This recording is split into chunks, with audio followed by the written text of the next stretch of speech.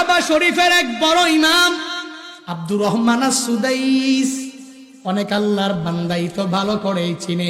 কোরআন তিলাওয়াত শুনে শুনে, ভাঙ্গা কণ্ঠের এই কোরআন তিলাওয়াত শুনে শুনে চোখের পানি ফালায়। শুধু তাই না, আল্লাহর এই বান্দা 37 বছর পর্যন্ত কাবার বড় ইমাম, মক্কার বড় ইমাম, মদিনার অনেক বড় ইমাম। সৌদি আরবের যেই পরিমাণ দাম, যেই পরিমাণ সম্মান, কাবার ইমাম যার তিলাওয়াত শুনে শুনে ওই মুক্তাদিরাও কান্না করে, ইমামেরাও কান্না করে। নিজের চোখে দেখে আসলাম গত রমজানের মধ্যে এক আল্লাহর বান্দা ইন্দোনেশিয়ার এক বৃদ্ধ ওই হুজুরের কোরআন তিলাওয়াত শুনে নামাজের মধ্যে দাঁড়াইয়া দাঁড়াইয়া চোখের পানি ফালায়। এক পর্যায়ে কান্না করে করে করে জমিনের মধ্যে পড়ে যায়, তবুও নিয়তটা ছাড়ে না। আবার দাঁড়ায়া যায়, আবার কোরআন তিলাওয়াত শুনে আর হাউমাউ করে চোখের পানি ফালায়। এই হুজুরের কোরআন তিলাওয়াত শুনে ওই মুক্তাদিরা কেন কান্না করে জানো? এই বান্দা 37 বছর পর্যন্ত কোনো লোকমাও খাইল না কেন?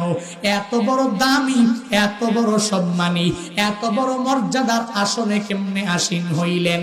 আল্লাহর ওই বান্দা কি সাংবাদিকেরা জিগাইল, ও আব্দুর রহমান আস-সুদাইস, কেমনে এত বড় দামি ইমাম আপনি হয়ে গেলেন? এত বড় সম্মানী ইমাম কেমনে হয়ে গেলেন? এখনো পর্যন্ত কোনো লোকমা কেন খেলেন না?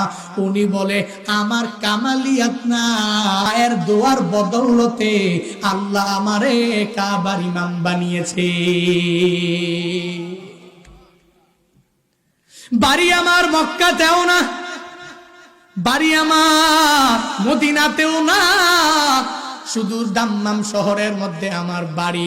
ওখান থেকে 6 বছর বয়সে মায়ের সাথে তাওয়াফ করার জন্য চলে আসলেন। বাইতুল্লাহ আসার পরে মা সন্তানটারে নিয়া কালো গিলাফের পাশে যায় না, সন্তানটাকে মাতাফের এক সাইডে বসাইয়া রাইখা মা ঘুরে ঘুরে আর তাওয়াফ করে। একটা চক্কর দিয়ে আয়েশা দেখে সন্তানটাকে যেই জায়গায় বসায়া রাখলো ওই জায়গায় নাই, সন্তানটা কই যেন চলে গেল। মা পাগল পাড়ার মতো সব জায়গায় খুঁজলো, পায় নাই। যে তাকায়া দেখে ওই যে কাবার কালো গিলাফের পাশে সন্তানটা ঘুরে ঘুরে ঘুরে আর তাওয়াফ করতেছে। সন্তানটার দিকে তাকায়া দেখে সন্তানটা কালো গিলাফ ঘুরে আর তাওয়াফ করে।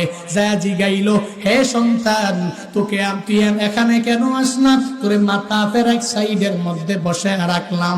এই বড় দামি ঘর, এই ঘরের সম্মান বজায় রাখা চলতে পারবা না, এই ঘরের পবিত্রতা বজায় রেখে রেখে চলতে পারবা না। 6 বছর বয়সী সন্তানটাকে নিয়া মা আবার মাতাফের আরেক সাইডে বসাইয়া মা ঘুরে ঘুরে আর তাওয়াফ করে চক্করটা দিয়ে আয়েশা দেখে সন্তানটাকে যেই জায়গার মধ্যে বসায়া রাখলো ওই জায়গার মধ্যে সন্তানটা নাই, কই চলে গেল? আবার দৌড়াইয়া যায় দেখে 6 বছর বয়সী সন্তানটা যদিও ছোট, তবুও ওই কালো গিলাফ গেছে গেছে আর তাওয়াফ করতেছে। মা ডেকে বলে, তুমি অনেক ছোট, এই কাবার পবিত্রতা বজায় রেখে চলতে পারবি না। এই কাবা ঘুরে ঘুরে কেন তুই তাওয়াফ করার জন্য বারবার চলে আসো? আমি তোরে মাতাফের এক সাইডের মধ্যে বসায় রাখলাম, কেন তুই ঘুরে ঘুরে তাওয়াফ করার জন্য পাগল পাড়া হয়ে যাও? কাবার ইমাম আব্দুর রহমান আস-সুদাইসি মাত্র 6 বছর বয়সী।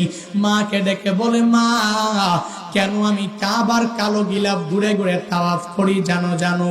দাম্মাম শহরের মধ্যে যত দামি দামি ঘরের দিকে আমি তাকাইলাম, দাম্মাম শহরের মধ্যে কত বাড়ি আমার জীবনে দেখলাম, কিন্তু এই বাইতুল্লাহর মধ্যে জীবনের প্রথমবার যখন আমি চলে আসলাম, এই বাইতুল্লাহর মতো এত সুন্দর ঘর আমি মনে হয় আসমানের নিচে জমিনের উপরে আর কোথাও পাই নাই।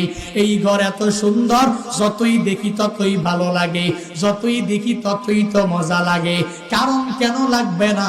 কারণ এই ঘর যদিও কালো, এই ঘর তো দুনিয়ার কোনো বান্দার ঘর না, এই ঘর কোনো মেম্বার অফ পার্লামেন্টের না, এই ঘর কোনো মন্ত্রীর না, এই ঘর একজনের ঘর, চিল্লায় বলো তার না।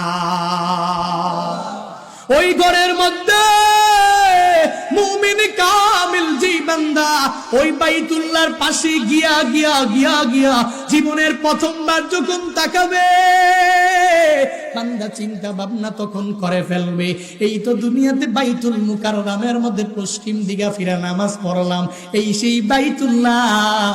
দুনিয়াতে যেই যেই দেশের মধ্যে চলে গেলাম, বাইতুল্লাহর দিকে ফিরেই তো নামাজ আদায় করলাম। পূর্ব দিকে ফিরে নামাজ আদায় করলে হবে না, দক্ষিণ দিকে ফিরে নামাজ আদায় করলেও তো হইল না, উত্তর দিকে ফিরে নামাজ আদায় করলেও তো হইল না। এই ঘর বুঝি এই ঘর, যেই ঘরের দিকে তাকাইয়া সিনাটা ফিরাইয়া নামাজ আদায় করলাম। এর বান্দারা উমরা করার জন্য, হজ করার জন্য যেই বান্দা প্রথমবার বাইতুল্লাহ যাবে, ও তো চোখের পানি অটোমেটিক্যালি চলে আসবে। এজন্য তো বলি, ওই বাইতুল্লাহ কি সম্মান করে 6 বছর বয়সী বাচ্চাটা ডেকে বলেন, ও মা, দুনিয়াতে যত ঘর আমি তাকায়া দেখলাম, কিন্তু এই ঘরের মতো দামি ঘর আমি কোথাও দেখি নাই, এই ঘরের মতো এত সুন্দর ঘর আমি দুনিয়ার কোথাও খুঁজে পাই নাই। ও মা, ও মা, এই ঘর এত সুন্দর কেন, সুন্দর কেন, সুন্দর কেন? ওই মা সন্তানটাকে এক হাত দিয়া মাথার উপরে সন্তানের হাত রাখলেন, আর একটা হাত কালো গিলাফের মধ্যে লাগাইয়া আল্লাহকে ডাক দেয়, আর মালিকের দরবারে বলে দেয়, ওরে দয়ার মালিক, আমি আব্দুর রহমানের মায়ের বাড়ি মক্কাতেও না, আমার বাড়ি মদিনাতেও না, আমি মদিনার নবীর বংশ ধরেও কেউ না, বরং দাম্মাম শহরের মধ্যে আমার বাড়ি। ও আল্লাহ, আমি মক্কারও না হতে পারি, মদিনারও না হতে পারি, কিন্তু আমি মায়ের দোয়া তো তোমার দরবারে ডাইরেক্ট কবুল হয়ে যাবে। এই সন্তানের মাথার উপরে এক হাতে রাখলাম, আর একটা হাতে তোমার ঘরের মধ্যে কালো গিলাফের মধ্যে হাত রেখে আল্লাহ বলে দিলাম, আমি মায়ের দোয়ার বদৌলতে কি আমার এই ছোট্ট ছেলেটাকে বড় হয়ে গেলে কাবার ইমাম বানায়া দেওয়া যায় না। 6 বছর বয়সে মা সন্তানের জন্য দোয়া করলেন প্রাণ ভরে ভরে ভরে ভরে। এই বান্দা এত বড় ইমাম হয়ে গেল, তুমি কেন পারবা না, আমি কেন পারবো না? বাড়িতে যাইয়া ওই মায়ের থেকে দোয়া নিয়া নিয়া নিয়া চলবা, আর ডেকে বলবা, হে মা, তুমি আমার জন্য একটু দোয়া কইরা দাও। তোমার দোয়া নিয়া নিয়া চাকরির ইন্টারভিউতে চলে গেলে যতই জ্ঞানী গুণী আমার সামনে থাকবে, এরা পারবে না, পারবে না, পারবে না। তোমার দোয়ার বদৌলতে আমার চাকরি হয়ে যাবে। ও মা, মসজিদ করার জন্য টাকা দেওয়ার জন্য বের হয়ে গেলাম, দোয়া কইরা দাও আমি যাতে চলে যেতে পারি, সুন্দরভাবে যাতে আঞ্জাম দিতে পারি। ওই মায়ের থেকে দোয়া নিয়া নিয়া যদি বান্দারা চলো, এই দুনিয়া আখেরাত উভয় জগতে আল্লাহ কল্যাণকামী বানায়া দিবে।